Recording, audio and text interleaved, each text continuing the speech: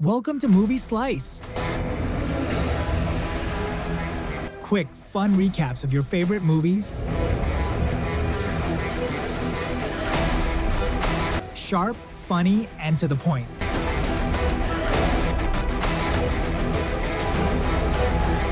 Hit subscribe and get your perfect slice of cinema. All the events begin on Earth 828, and we see the genius Mr. Fantastic doing what he does best, arranging his devices and inventions while searching for a strange cactus compound that he can't find anywhere. Here, his wife Sue Storm, known as the Invisible Woman, offers to go look for it. But something seems off. She comes out of the bathroom looking very nervous, and instead of leaving the house, she gives him a pregnancy test. The result is positive. They had been trying for 2 years with no luck, but the thing they dreamed of most is finally happening. Then, the scene cuts to a big celebration marking 4 years since the Fantastic Four first appeared. The announcer starts telling their story, how 4 daring explorers, Dr. Reed Richards, his close friend Ben Grimm, his wife Sue Storm, and her younger brother Johnny Storm, went on a space mission that turned their lives upside down. During that mission, they were exposed to a violent cosmic storm that altered their DNA. When they returned to Earth, things got strange in a superpowered way. They began to develop extraordinary abilities. Thus, the Fantastic Four team was born. It was a test of their strength, unity, and what it really meant to be a family. One of their most famous feats was when they stopped Mole Man, who tried to steal the entire Panama building but didn't get far. The team stopped him quickly. They also foiled the plot of the Mad Thinker, who wanted to destroy New York City. And let's not forget Red Ghost and his Super Apes, who were defeated by the team's courage and teamwork. Their bravery made them more than just heroes. They became icons. People saw them as symbols of hope. Sue Storm wasn't just powerful, she was smart too. She managed to negotiate and make a peace treaty on her own with Mole Man himself. At the celebration, the crowd goes wild as each member is introduced. The genius Mr. Fantastic, the clever thinker Sue Storm, the daring Johnny Storm known as the Human Torch, and Ben Grimm, the rock-solid thing. People love them, cheer for them, and consider them as one of their own. They're not just superheroes, they're protectors. After the celebration, we see them preparing for a quiet family dinner with their loyal and precise robot assistant. Sue and Reed arrive a bit late. Someone jokes about their tardiness, which makes Sue nervous for a moment, leading to awkward laughter and suspicious looks. Everyone starts to feel that something's not quite right, especially from how they're acting. Then Sue announces the news that she's pregnant. The room explodes with joy. Johnny and Ben are just as excited as the soon-to-be parents, celebrating that they'll become uncles. They promise to be up to the responsibility and to be the best uncles in the world. The Fantastic family is growing, and everyone knows the best is yet to come. Even the whole team gets into baby preparation mode, reorganizing their place, reading about parenting. But everyone wonders if this child be born with superpowers or just be an ordinary human. During an ultrasound, a sudden alarm from space interrupts the moment. At the same time, Johnny bursts in, very excited. He's found the new suit designs for the team. But Mr. Fantastic looks at him seriously and tells him there's a new signal coming from space that needs his full attention. He prepares to receive the signal, but before he can, the lights go out. Total darkness. Without wasting a second, Johnny lights up the room with his power so they can keep working. Later, Sue discovers that her husband had the robot assemble the baby's crib. But when she looks closer, she realizes Reed was building something else on the side. A high-tech device designed to analyze whether the baby will have genetic mutations or superpowers. Mr. Fantastic explains that anyone can assemble a crib, but almost no one on Earth can build a device that could tell them if their child would be affected by the same cosmic radiation that altered his own DNA. But Sue uses her power to show Reed a clear, bright image of the baby growing inside her. A perfectly normal boy, at least on the outside. She reminds him that not everything needs to be measured to be understood. Meanwhile, on the other side of the city, Ben Grimm, the Thing, is out for a walk trying to blend in with people as much as he can. Some kids run up to him, excited, and ask if he can lift a car so they can watch. Ben laughs and lifts the car like it's nothing. The kids go wild, cheering like crazy. Back at home, Reed proudly announces that he's finally finished assembling the crib and explains how he's been collecting data all along, trying to stay ahead of any danger to build a safe future for his child. But just as things start to calm down, the sky splits open, and something massive breaches the atmosphere. Johnny flames on and flies up to see what's happening, but he witnesses something terrifying. A powerful figure named Shalabal has just landed on Earth, leaving chaos and destruction in her wake. The Fantastic Four regroup on the ground, ready to face whatever comes. Shalabal lands with a heavy presence and a sad tone, announcing that her planet is doomed. Her world is about to be wiped out by an unstoppable force called the Devourer of Worlds. Stopping it is nearly impossible. The only thing left is to accept the end. She encourages everyone to hug their loved ones and confess anything in their hearts before time runs out. Her warning is deep, resolute, and final. This isn't a warning, it's a sentence. She announces the arrival of Galactus. Johnny, fired up, flies after her, but when he catches up, she swats him away and sends him crashing back to Earth with a single move. The team tracked her movements. They discover a pattern of entire planets disappearing, erased from existence, all connected by the same strange energy signature. Every time, Shalabal was there. Johnny tells the team that when she meets him, she speaks to him in a language he's never heard before. He doesn't understand the words, but he feels the words. At night, he searches through old archives and old recordings of interstellar languages. Hours pass, but finally, they find something exactly like what she described. At the same time, Mr. Fantastic unveils the new high-tech suits, sleek and fully upgraded. He explains their features, enhanced functions designed to handle extreme conditions, whether fighting for their lives or exploring the farthest reaches of space. The Fantastic Four return to the public eye in a huge event. Reed Richards takes the mic and reflects aloud. 4 years ago, they were just explorers with a shared dream to reach the stars. That's why today they're returning to space, not as dreamers, but as defenders of humanity. After the speech, Ben goes to Reed to thank him for the new suit, but also to tell him something important. He tells him to stop blaming himself for what happened years ago. Reed still feels guilty and thinks the old suit he designed was the reason for their mutations, but Ben, with his usual honesty, reminds him that none of them hold it against him and that it's time for him to stop carrying this burden into the next mission. After that, they say goodbye to the crowds, board the ship, fasten their seatbelts, and the journey begins. The Earth disappears behind them as they launch into deep space at faster than light speed. They're heading straight to Galactus, even though none of them actually know what the giant being looks like. After hours of radar scans, they finally detect a massive energy anomaly. They send a signal to a planet that's being destroyed and devoured. Everything that lived there is gone. Then, Mr. Fantastic does his calculations. Galactus' ship is about 13% bigger than Earth. That number alone makes the threat feel even more real.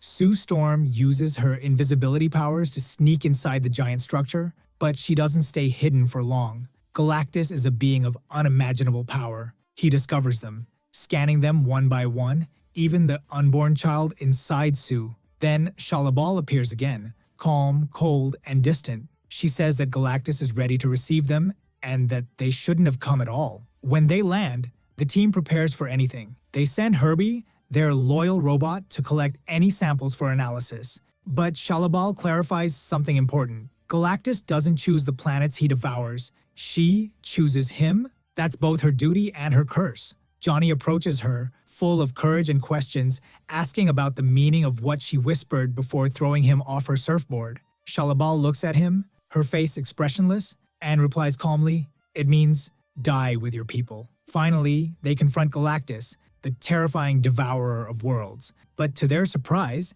his ancient voice shakes the place as he speaks. He reveals that once, eons ago, he was just like them, a small, weak human. That was millions of years before the cosmic hunger overtook him, before he became the force of destruction now standing before them. He looks at them with presence and tells them they've traveled a long way, hoping to beg for mercy. He thinks he understands their mission and that they see themselves as worthy of saving their world. But Galactus isn't very interested in them. What he wants is the unborn child. He announces that the baby Sue Storm is carrying, her and Reed Richards' son, is the key. Inside him is something beyond human comprehension. Raw, ancient cosmic power. Galactus makes his offer. He'll spare Earth on one condition: they give him the baby. Only then will the destruction stop. That baby is Franklin Richards. In the records of the universe, Franklin is listed as an Omega-level mutant, a being with extremely high-level powers like reality manipulation and tremendous psychic strength. In an infinite number of possible futures, he becomes one of the most powerful beings the universe has ever known. But right now, that power is hidden inside an unborn body. At this moment, fate moves the threads. Sue Storm goes into labor. The baby is coming. Galactus, with his terrifying voice, pronounces his judgment. I will devour Earth slowly and make your child watch every second. Shalabal blocks their path. No one is leaving. A battle begins. The Fantastic Four pull themselves together and hold her off temporarily. There's no time to waste, so they rush back to their ship and launch at maximum speed. But Shalabal isn't finished. She flies after them, piercing the vacuum of space and matching their speed of light. In the middle of the chase, she tries to breach the ship and snatch the baby. Johnny Storm goes out to stop her, but he hesitates. From the first moment he saw her, she caught his attention. The physics don't help either. Moving at light speed, his powers are distorted. His flames are useless here. The team changes plans on the fly. They slow down the speed field, a risky move that could suck them into chronospace. A one-way trip to the unknown, but they have no other choice. In those few seconds, Sue uses her power to make the whole ship invisible. That's enough. They manage to escape Shalabal, who gets caught in the unstable currents of hyperspace, trapped for now. The direct threat is gone, but time isn't on their side. They don't have enough fuel to get back to Earth quickly. Sue is exhausted and in pain. She can't take any more and starts giving birth. Reed, holding her, guides her with deep love right in the heart of the cosmic storm. And so, in the heart of chronospace, a place where time and matter fold, Franklin Richards is born. A new light shines with cosmic radiance and total silence, a being who, one day, might change the fate of the universe. Finally, after a whole month, the Fantastic Four return to Earth. When their ship touches down, crowds fill the streets, clapping and cheering, tears of joy in their eyes. For the people, this is it. Victory, because the heroes have returned. Surely Galactus has been defeated, but the team disembarks with heavy faces. Mr. Fantastic takes the mic, and amidst the roar of the crowd, he tells the bitter truth. Galactus was not defeated. He reveals that they made a deal, but the price was unimaginable. Galactus asked for something he would never be able to give him. His son, who was just born. At the same time, far away, Shalabal escapes her trap in hyperspace and returns to her master, Galactus. Unaffected, he reminds Shalabal that both she and the child possess unimaginable power. But the boy, Franklin Richards, is the key, a being of infinite potential who could finally satisfy his eternal hunger and bring him peace. Shalabal must find the child and bring him to him. Reed Richards, confused, realizes he's dealing with something far beyond human logic. Galactus doesn't see Franklin as a child, but as his successor, the perfect vessel to inherit the curse of cosmic power. As panic begins to spread, Johnny approaches his sister with a strange-looking helmet, inside which he's stored traces of pheromones related to Shalabal, something that could send a secret message, her so-called blessing. Johnny confesses that he's heard that voice before, in ancient language archives. Now, with this evidence, he thinks he can help Mr. Fantastic decode who Shalabal really is and what she wants. But just as they start to make progress, the news spreads, protests erupt everywhere. The crowds demand that the Fantastic Four hand over the baby to save the planet. Reed tries to reassure Sue, swearing he'll never let it happen, but Sue cuts him off. She knows the thought crossed his mind, and that was enough for the trust to crack. She walks away and leaves him. In the streets, the huge crowds dominating the place, demanding the impossible, the life of a newborn child in exchange for the planet's survival. Then, from inside the building, someone steps out. No cloak, no shield, nothing at all, walking as if nothing can touch her. Sue Storm appears, her face steady, her steps confident. In her hands, she carries her newborn son. She walks through the crowd unaffected by the screams, the signs, or the camera flashes. Every step says the same thing. She's not here to ask permission. She's here to make one thing absolutely clear. She steps onto the platform, standing above the chaos, and at that moment, the whole city falls silent. She says, "This child is not a symbol, not a weapon, not a price to be paid.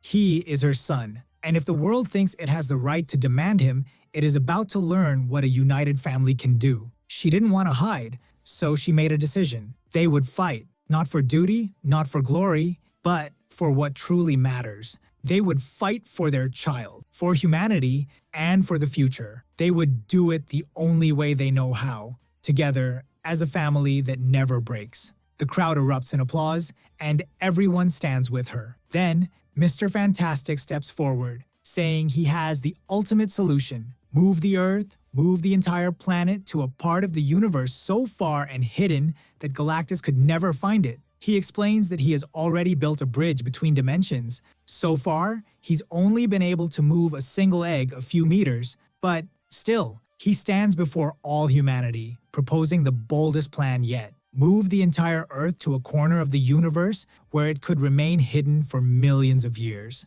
To do something of this magnitude, they will need every resource, every ounce of power they have. That's why humanity must participate. Everyone will need to reduce their energy consumption to the lowest possible level. Meanwhile, Johnny finally cracks the full code behind Shalabal's ancient language. With this knowledge in hand, he prepares to begin his part of the plan and starts the process of moving the Earth. But just as things seem to be going right, Shalabal appears again out of nowhere, sabotaging the connections and killing the momentum at the most critical stage. Johnny remains unshaken, approaches her calmly and focused, and plays a transmission intercepted from deep space in her language. He tells her, "I know, I found out exactly who you are." He pieced together her past bit by bit through fragments of her original language. Now he reveals the truth. She was once a genius scientist. When Galactus came to her world, she offered him eternal loyalty in exchange for him sparing her family. He accepted and remade her. Those cryptic signals weren't warnings. They were messages of thanks from the only planet Galactus ever left alone. As he confronts her with the truth, Johnny forces her to face what she buried long ago, reminding her that she was the one who led Galactus to all these worlds that are now ashes, and now she's brought him to Earth. Shalabal, devastated by guilt, retreats, visibly shaken. Johnny follows her, trying to reach what's left of her humanity, telling her he understands her. She was protecting her planet, just as he is now. But she stops pretending. She's collapsed inside. She still demands the child, saying if Franklin were older, he would have sacrificed himself as she wanted. Johnny offers himself instead, but she coldly refuses, telling him, "That's not your decision." Then, in a cold voice, she says, "You must save the child, even if it means sacrificing the whole world, if you still have time at all." After tense back and forth, a crazy plan begins to form. Forget trying to move the planet out of Galactus's path. Instead, they'll try to move Galactus himself away from Earth. The key is to separate him from his ship, his source of power. If the calculations are right, maybe they can throw him to the farthest edge of the universe. There's no way they'll involve the baby in this, but with no other options, reality asserts itself. They agree, heavy-hearted but united, and the plan is set in motion. For this plan to truly work, they call in Harvey, known as the Mole Man, Master of Tunnels and King of Digging. He takes charge of the mass evacuation, directing people to deep underground shelters, away from the chaos about to unfold. Under his leadership, thousands begin to descend underground. Above, the stage is set for the final showdown. The Fantastic Four, nerves frayed, bring baby Franklin to the designated spot, placing him alone at the exact center, using him as bait. Silence falls, everyone holding their breath. Then he comes. Galactus descends from his ship, silent and terrifying, scanning the area for the child. His mere presence shakes the air. Space itself bends around him. When his feet touch the ground, that's the signal. The four attack from every side, quick, calculated strikes, trying to shake him and draw him into the trap. But it's no use. They quickly realize this is not a villain, but a force of nature. You can't hurt him. For a moment, it looks like the trap might work, but then he stands tall and, in a voice like the end of the world, roars, calling them deceitful worms. Galactus focuses, scanning directly for the baby. As soon as he sees him, the giant starts walking toward him, each step like an earthquake. One by one, they throw themselves in his path, ready to stop him at any cost. But Galactus is on a completely different level. With a single blow, he throws Ben Grimm out of the battlefield. Johnny doesn't hesitate, flying after him to try and catch him. At the same time, Mr. Fantastic steps forward, face to face with the Devourer of Worlds, using every ounce of his elastic power,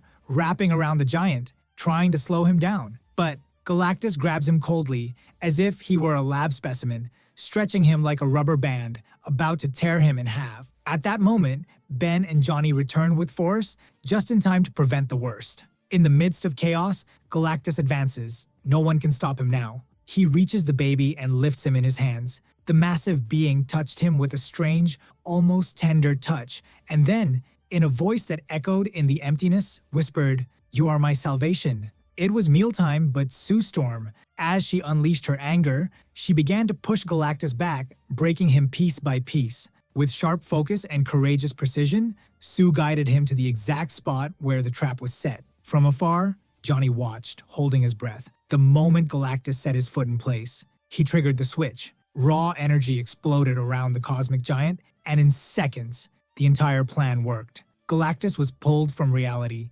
sucked to the farthest edge of the universe, just as planned. The baby was saved by mere centimeters, snatched to safety by his father. But Sue collapsed, exhausted and barely conscious. The ground shook with a deep, terrible tremor. Galactus was coming back from the dimension they had exiled him to, forcing himself out. A rift opened and grew rapidly. In an instant, it was clear the ordeal wasn't over. Johnny stepped forward without hesitation, knowing exactly what he had to do. He looked at his team one last time, smiled, and said, "Tell the boy Uncle Johnny loves him," as he threw himself into the rift. Suddenly, a figure emerged from the distortion. It was Shalabal. Without a word, she pushed Johnny aside and threw herself into the rift, performing her final act of redemption. She dragged Galactus down with her into the abyss, ending everything. The battle was over. After that, everyone ran to the exhausted, bleeding Sue Storm, who was still breathing. Sue Storm lay on the ground, breathless, her body completely still as if it had surrendered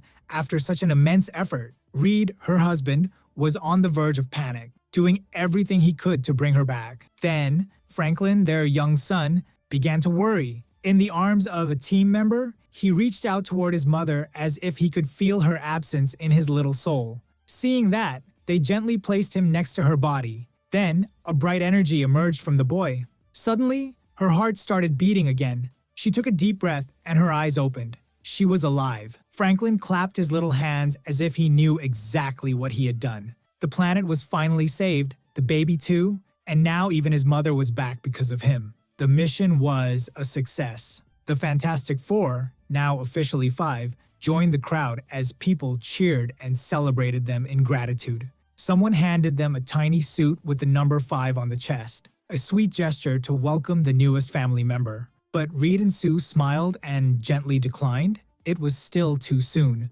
Franklin was still just a baby. Just as they were about to officially introduce themselves to the world, their communication devices lit up with a new alert. Without a word, they disappeared. But there's a post-credits scene. 4 years later, Sue Storm is at home, sitting comfortably with young Franklin, listening intently as she reads him a story. Sue gets up for a second to fetch another book from the shelf, but when she returns, Franklin is no longer alone. Standing before him is a figure cloaked in black, face hidden behind a cold metal mask. It's Dr. Doom? That means the Fantastic Four will return in Avengers Doomsday. And that's the end of the movie. See you in the